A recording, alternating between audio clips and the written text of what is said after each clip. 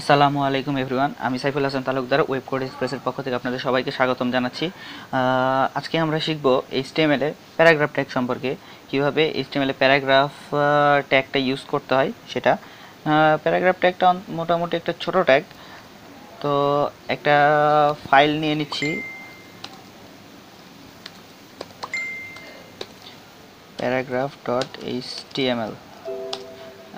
এটাকে আমি notepad plus প্লাসে ওপেন করতেছি। আগে স্ট্রাকচারটা দাঁড় করাই।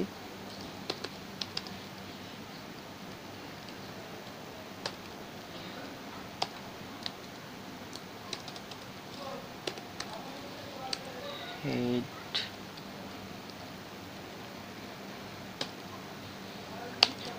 এরপরে আসবে হচ্ছে বডি,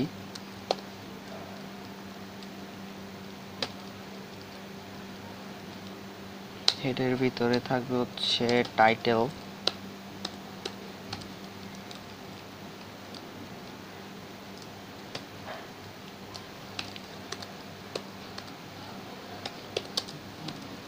একটা টাইটেল দিয়ে দিলাম। আচ্ছা, এখন আসি প্যারাগ্রাফ ট্যাগটা কীভাবে ইউজ করতে হয় সেটা সম্পর্কে। প্যারাগ্রাফ ট্যাগটা হচ্ছে হলো ইউজ, প্যারাগ্রাফ ট্যাগের হচ্ছে ট্যাগটা হচ্ছে হলো পি। তো ট্যাগটা শুরু হবে পি আর শেষ হবে হচ্ছে স্ল্যাশ পি দিয়ে। এর মাঝখানে এই জায়গাটাতে আমার হচ্ছে হলো প্যারাগ্রাফটা থাকবে, যেমন দিস ইজ এ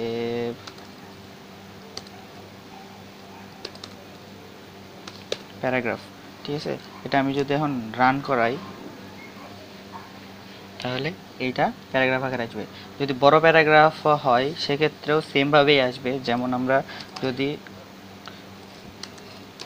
লরেম কিছু ডেমো টেক্সট নিয়ে আসি,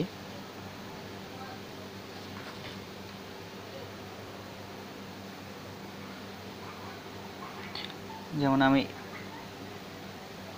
এই পুরা প্যারাকে নিচ্ছি,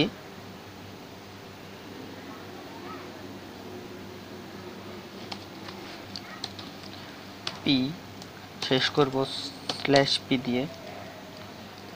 এটা আমার পুরোটা একটা প্যারাগ্রাফ হিসেবে আসলো। হ্যাঁ, তাহলে এটাই পুরোটা হিসেবে আসবে। আবার এটাকে আমি যদি আবার বিভিন্ন প্যারাগ্রাফে ভাগ করতে চাই, যেমন এখানে আরেকটা পি দিয়ে স্টার্ট করলাম আর এটাকে হচ্ছে হলো স্ল্যাশ পি দিয়ে শেষ করে দিলাম,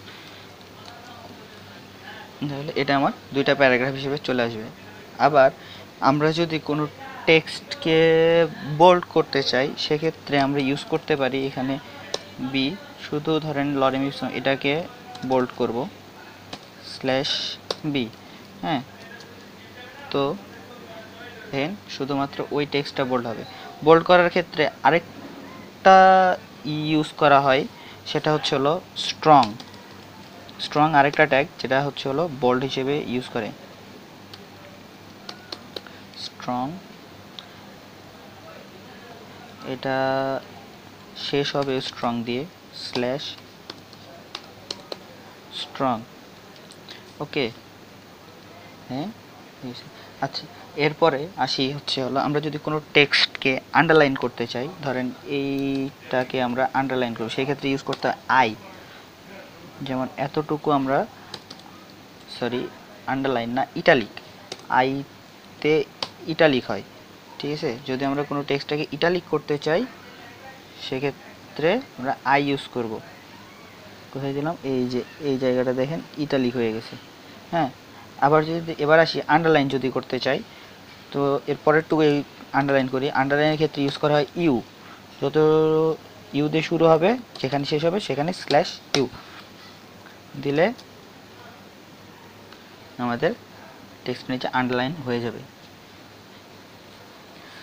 তো এই মোটামুটি ছিল আমাদের প্যারাগ্রাফ টেক্সট। আপনারা প্র্যাকটিস করেন, আর যদি কোনো কোশ্চেন থাকে অবশ্যই কমেন্টে করতে পারেন।